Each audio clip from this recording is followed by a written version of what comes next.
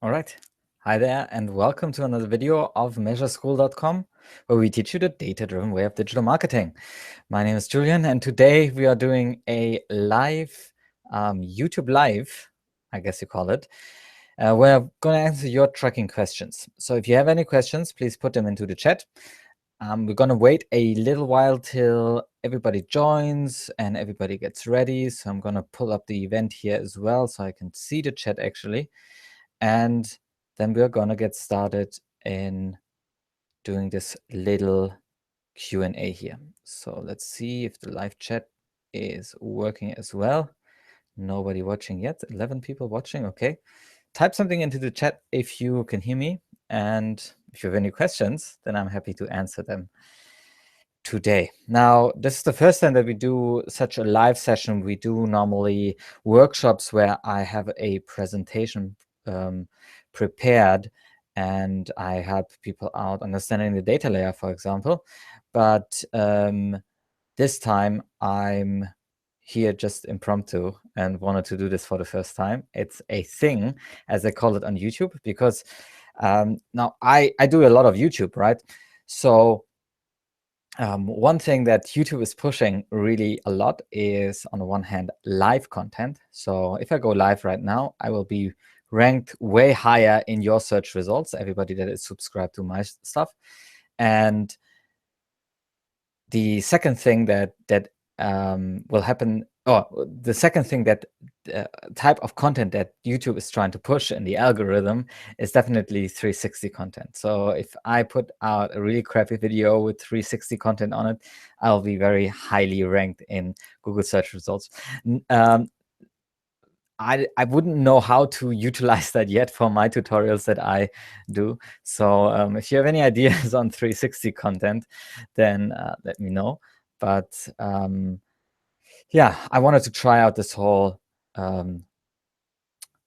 live thing. Okay, we already have some people in the chat. Jochen is here, Andre, Mark, Joao, and Mark again. Okay, cool. So if you guys have any questions, I'm also happy to take a look at your implementations. Well, it would be pretty hard, but I could go onto the website, I guess, and debug an installation, or I could show you something in our demo shop. It is a bit hard to accomplish impromptu, but I think I can make this, or I hope I can make this valuable for everybody. Now, let me just start out answering some questions so we can wait till some new people come in. This will be also tweeted out, hopefully, and then we can go ahead and do this. Okay. Push. Okay, we have our first question from Mark. And could you please go over push for GTM? Okay, this is probably the questions that you're asking is related to the data layer. So how does data get actually pushed into the data layer, and how can we use that? Okay, let me just switch over to a bit of a presentation. Let me see if we can, not presentation, but screencast. Let's see. Okay, here's the chat. And here we have our familiar Google Tag Manager window. Now I have a live version here. Okay. So this is our demo shop that we know and love. And we have a data layer on this page as well. So let's go into a preview and debug mode. Refresh this page. And we see here our preview and debug window. Now there's no tags or triggers in there, but what we see are on the right side, on the left side here, messages. And these messages are correspondent to what gets pushed into the data layer. So at this point, something gets pushed into the data layer at this point, and this point, and this point. So there's 4 distinct points during the page load where something gets pushed into the data layer. And this is some, how can we see the actual data layer? Here is a tab called data layer. Now there is some e-commerce data layer getting pushed. On the second event, there is the GTM.js event pushed, which translates to the page view Then we have the DOM ready, which is also something that is by default pushed. And we have the window loaded. And this is the GTM load event. Now, how can you actually push something into the data layer? This would be normally done through the application layer. So through the backend of your page, you would ask your developer to build in a data layer push. How is this command exactly? Well, I can demonstrate it in the developer tools here. I can tell you that you need to ask your developer to put in the words data layer dot push, and then in parentheses, you would push a new data layer object. And this can be anything you want. There needs to be key value pairs in there. So for example, I could push the page. And if I know the page type here, I would say this is the home page. So I will push the home page in. And I press enter, and you see up here in the left side, again, a new message. And if we click on it and inspect the data layer, we see this new data point was pushed into the data layer.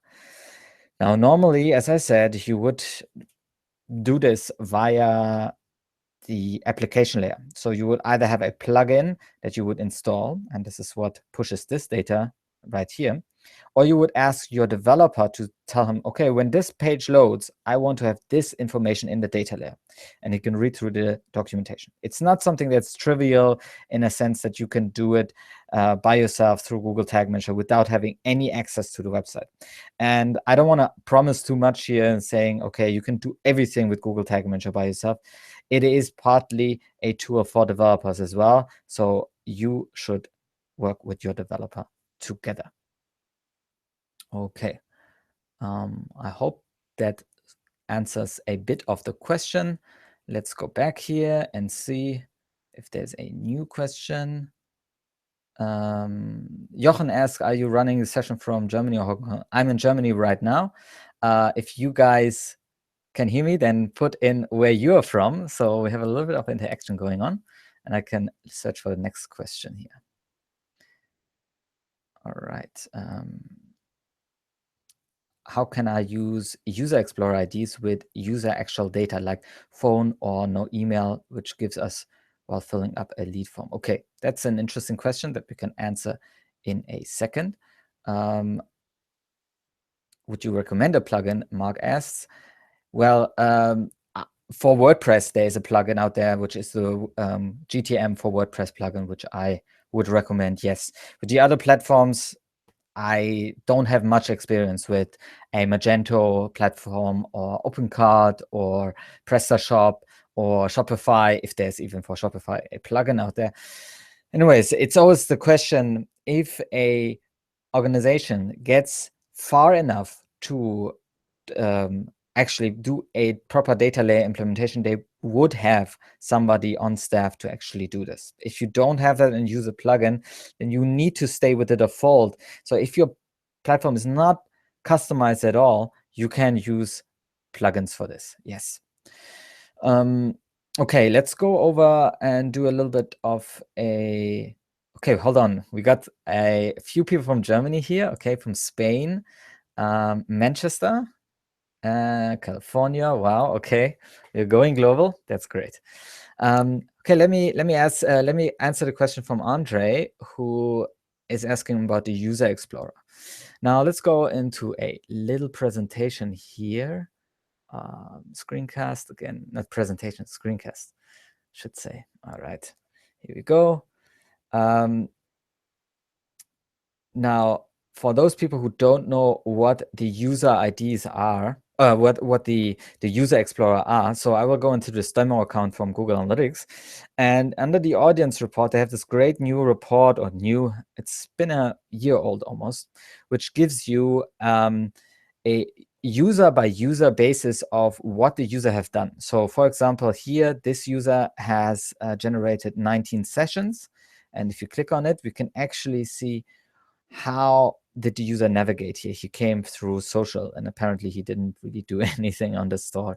Let's go over. Normally you see, let me see, did I do something wrong?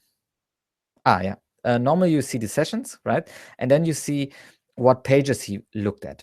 So it's a very user by user basis, what Google Analytics doesn't really do normally, because normally everything is grouped into your sessions, into your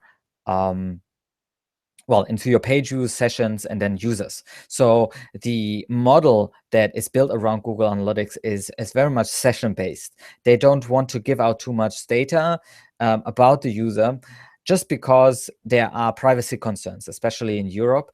So changing the data model behind it is a very hard thing to do. And other tools take that on. So for example, an Intercom.io or a Kissmetrics are very good in terms of tracking a specific user rather than a session in general. Okay, now, since this report is there, Andre asked, how can we actually connect this data to a specific user? Now, I would recommend, and this is a bit complicated, to either somehow you need to identify the user. So what I do actually on Measureschool, once you come from a store, once you come from an email, we send over the user ID. So for example, do I have this here? I guess so. Okay, this is user data. We have this user ID store. Now, if I go in my user report, I now have 3221, or the number 1. This is when a user logs in. I have a unique number for this user, and this user does something on my website, and we track this number with it. And this is a user ID number that we have given this user. And now I can connect it with my CRM tool, and I can look up who is this user actually in my CRM. So I actually have an email address of this user. And so you can connect that data. You should do it offline. So you shouldn't do it within Google Analytics. So I could send in the email address, but this is PII, and this is prohibited by the information of the or the usage information, usage terms of Google Analytics. So you shouldn't send any PII, like the email address, into Google Analytics. That's why you need to do it offline. Now I could download this data and put it into a spreadsheet. There's also a great add-on. Let me just search for this. Like something like PII viewer for Chrome. This is a great, the PII viewer for Chrome. This is a great add-on that you can install, and then you can upload a CSV file. This happens all in your browser, so locally, it's not really uploading. And then what it does, it actually maps the user ID to, or this number to an actual user, and you can see that in the user report. So that's how you can make the user report more useful. Okay, I will go back and stop this. Okay, you guys still here? Yes. Okay, there are a lot of questions now. Oh, hold on, not too many. I'll be able to go through. Okay. Could you tell me a bit more audience stream with GTM versus Telium one? Okay, so I'm not really an expert on that, I must admit. Audience stream, I think, is maybe some other tool. Oh, Thomas is also here. So he is the guy you can ask about Google Tag Manager for WordPress, because he's the developer of the Google Tag Manager for WordPress plugin. And that's the plugin I also recommend for Google Tag Manager, and I also have running on our store. Beatrice, I can't really help you out on that because I don't have any experience with it. Okay, is there any question? I'm just looking for the question mark. So if you have a question, put it in with a question mark, and I will be able to spot it. My question. Okay, Mark. Any chance you can offer a graduation certificate completion badge? Yes, I have thought about this. It's a bit, it's something that is on the waiting list of so many things that we do here. Right now, we have in the completion for our advanced courses, our premium courses, because we'll be able to go in and actually put in the time for each student to give them a certificate. That's something you can use. We don't have a badge. The brand is not as established as I would have liked it to be. So for me, having a badge out there is something we could put out there, yes, but it's not as official. So you can get something from Google if you are a partner there. Yeah, it's something to think about, really. And we try to basically take our time and put it into the things that matter most. And at this time, it's the videos. So, but a great idea, and I'll think about that. Okay. We're not worthy. Yes, absolutely. Okay. Right.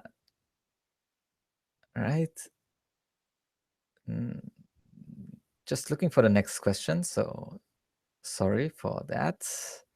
Completion badge. Okay, what's the difference between the client ID and the user ID? Great question.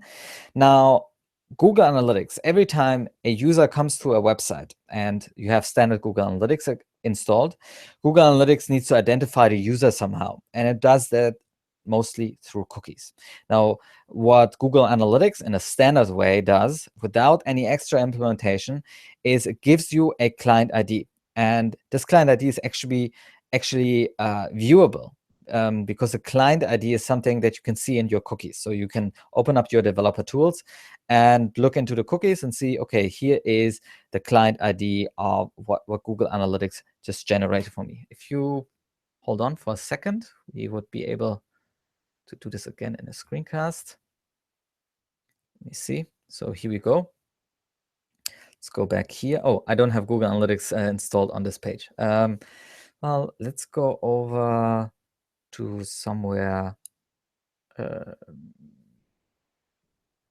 Which page has Google Analytics installed? I'm just thinking of maybe Wikipedia. Oh, the next web. Oh, these guys maybe have. Let me see. Okay, so here we have our developer tools. And if you go into application, we can look into the cookies that were set once we opened this website. And we see here the cookies. Unfortunately, there's no Google Analytics running.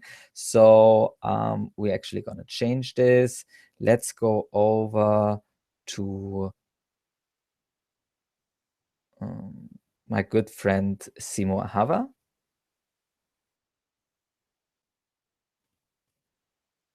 Your blog you know all. And again, we look into the cookies. And here we have a GA cookie. And this GA cookie stores our client ID. Now, I don't exactly recall what the client ID exactly is. I think it's the last digits here and something that is also the timestamp and so on. But anyways, the client ID gets set once you enter the user, once you enter the website. And if you leave the website and come back, then a new session might be started if you're not in this 30-minute window.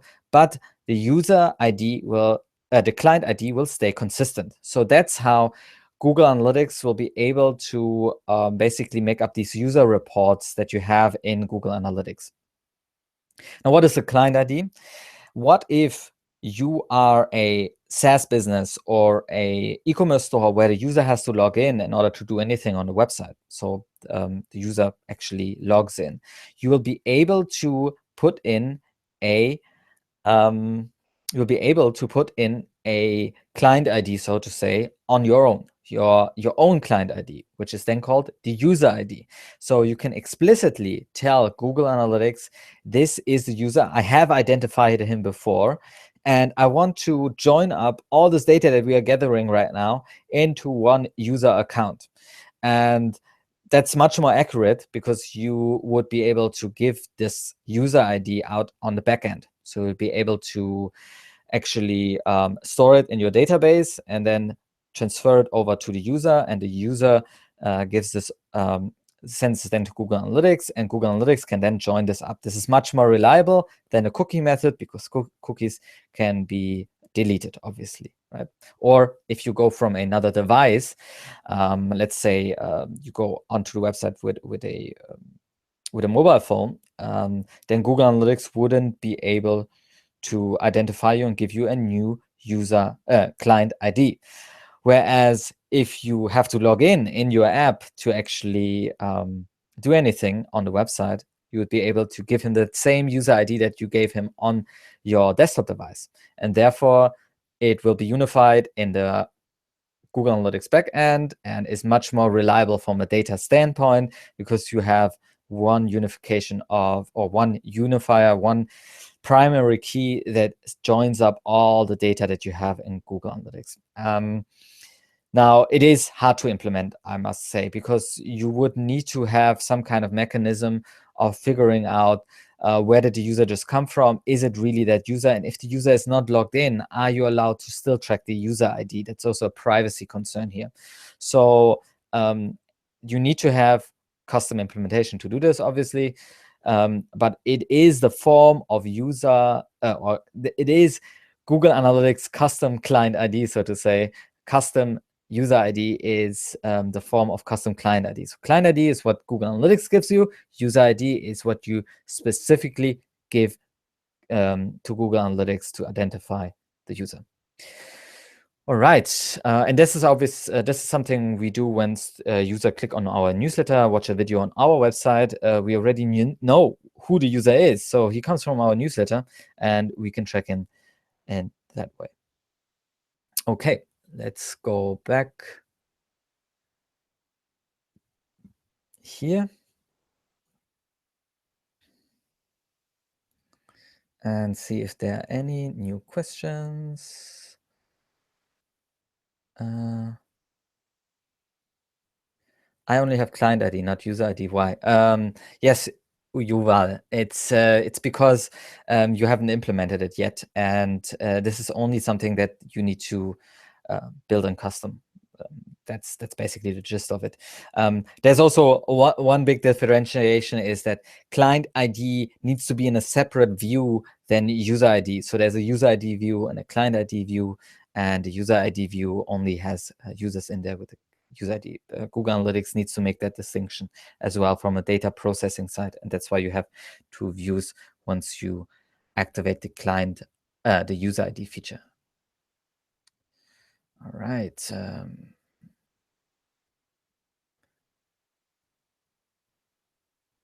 Okay, what useful information, JS, what useful information can I capture with custom dimensions that you would recommend for any site? Extra questions marks, so you don't miss this one. Okay. Hey guys, let me tell you quickly about a feature of YouTube. So if you want your questions to be answered, although there are not many questions, so we'll be able to answer any questions. There's always this button under the line where you type your comment, where you can give me a super chat, which is basically a donation for the channel. So I would be very happy if you do that. All right, let's answer Chase question. Using custom dimensions. So custom dimensions are a really, when you think about it, every time you visit a site on where Google Analytics is installed, you send over a page view to Google Analytics, and Google Analytics takes these page views, puts them into a session and a user and so on. So it does all that data crunching on the backend side of Google Analytics. Now, once you send that data over, once you generate that page view, a lot of other information gets actually sent. So you send over the screen size, the country that you're from, or location information, the time that you have sent into Google, the time stamp that was sent into Google Analytics, the user ID. That's what we use to do the sessions.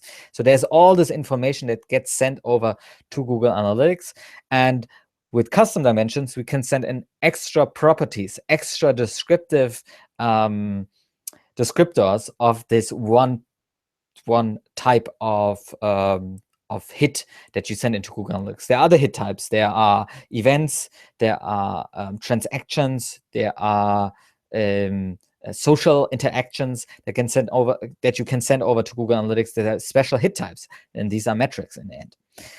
Well, what would I recommend as custom dimensions? So custom dimensions is something very good to talk about because it's individual, it's customized. So it helps you to make decisions or gives you data that are custom to your business. That's something you need to figure out, what is custom to my business that I would like to track in specific.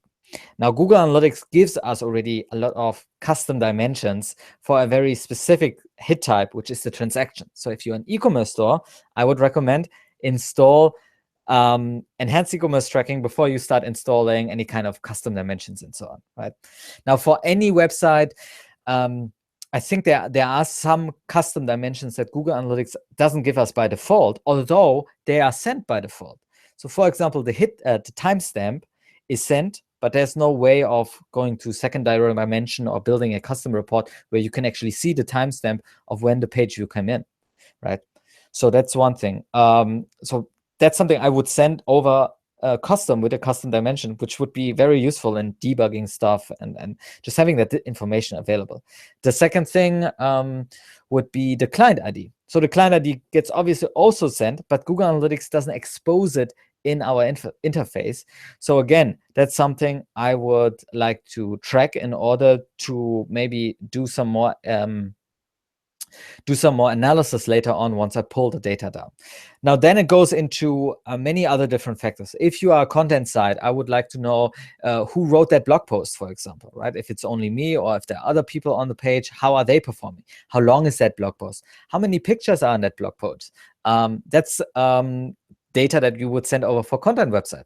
For lead generation websites, obviously, if somebody fills out a lead form, how would we be able to send over what was the depends where was he from, what did he ask about? Did he ask about a service, or did he ask about insurances? What type of insurances? So that is very custom information that you can send over with your page view hit or with your event hit into Google Analytics. I wouldn't there's some useful data for all the websites. If you want to be inspired, I would recommend to check out the blog post that Martin Scheibler has written for the Next Web. And Next Web is a big content website content website worldwide. They write in English, but it's based in the Netherlands, and they have written a few blog posts about how they use like the Google Cloud, the Google 360 suite to do any kind of analysis. And they have also a blog post, great place for blog post on the 50 custom dimensions that we use. Now, be aware that custom dimensions in the free version of Google Analytics are only limited to 20. For 360 customers, you can do up to 50. So they have taken the 50 to an extreme and said, okay, what can we actually track in here? And they went through the whole list. So if you want to be inspired, go over to that list and look at that. I might be able to actually find it for you and put it into the chat.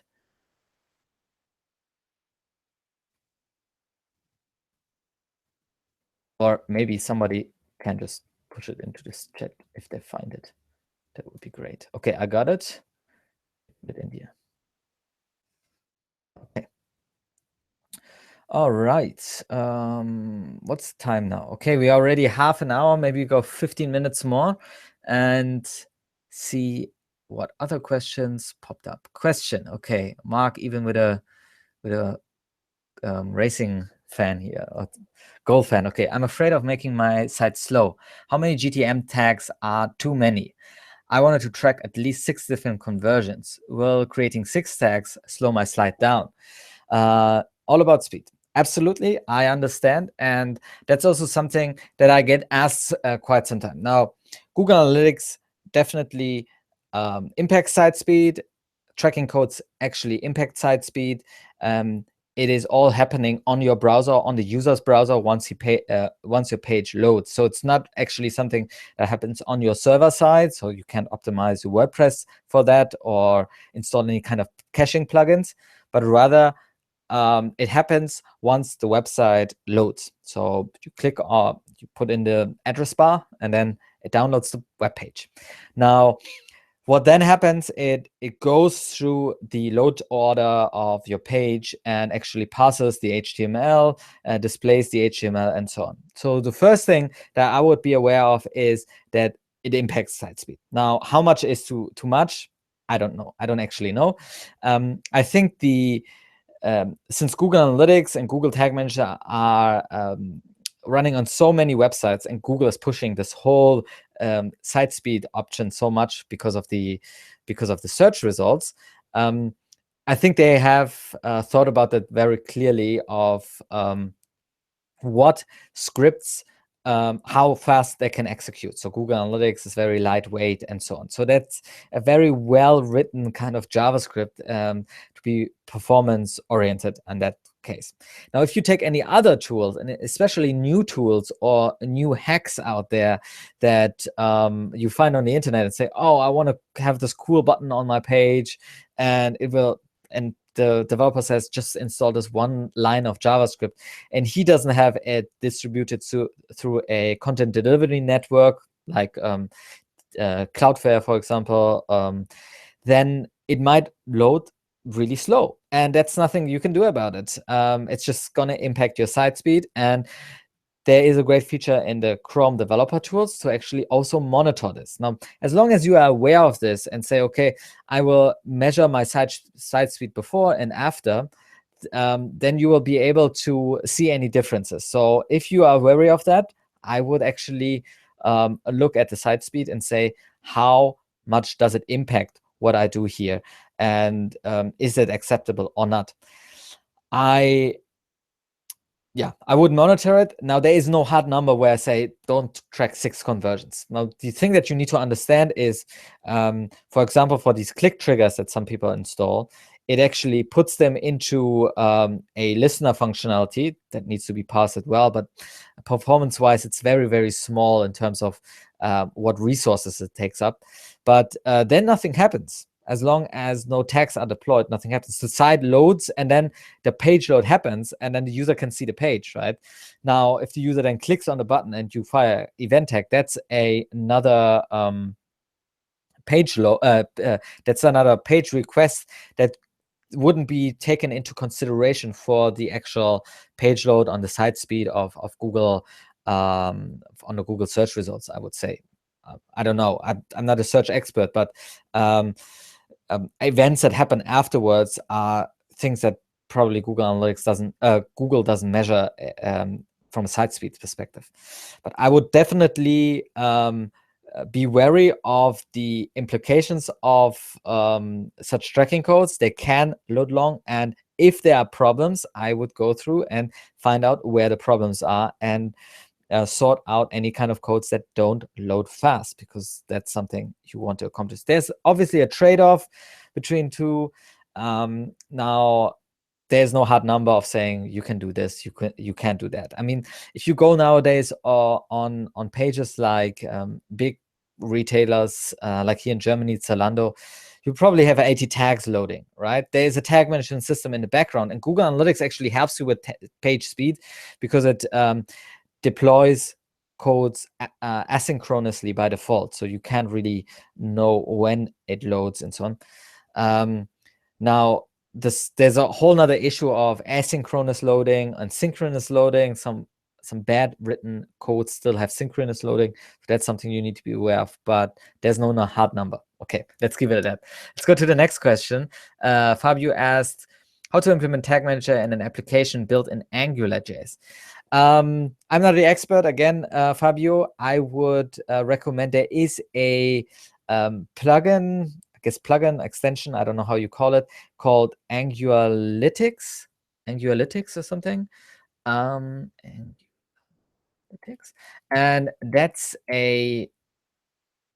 an open source script where some GTM and GA experts worked on to actually make analytics work for specifically the Angular framework. And it's easy to install. So that's something you want to look into if you are interested in doing this. Obviously, a lot of page view requests and so on come in. Let me just see if you have any more other questions. So guys, if you are watching this somewhere else, then you need to come to this chat in order to ask questions. Okay, let's go on. Laura asked, my event tracking is messing with the bounce rate. How do I keep this from happening? Okay, bounce rate is defined by, or Google Analytics defines it by saying, okay, how many people, or it's really the sessions with just one page interaction. So if the page if somebody comes to a website and does 2 interactions and you have marked that in Google Tag Manager that way, then it will be decreasing the bounce rate. Now there's a little trick or a flag that you can set, and this is in the Google Analytics account, which is very important. Let me just switch over here again. In the Google Tag Manager account, if you configure a new event tag, which I'm gonna just demonstrate here, then you get this little box, non-interaction hit. Now, if you turn this to true, it will not interfere with your bounce rate metrics, because it will not be counted as an interaction, and therefore it will not have 2 interactions in one session and be counted as a bounce.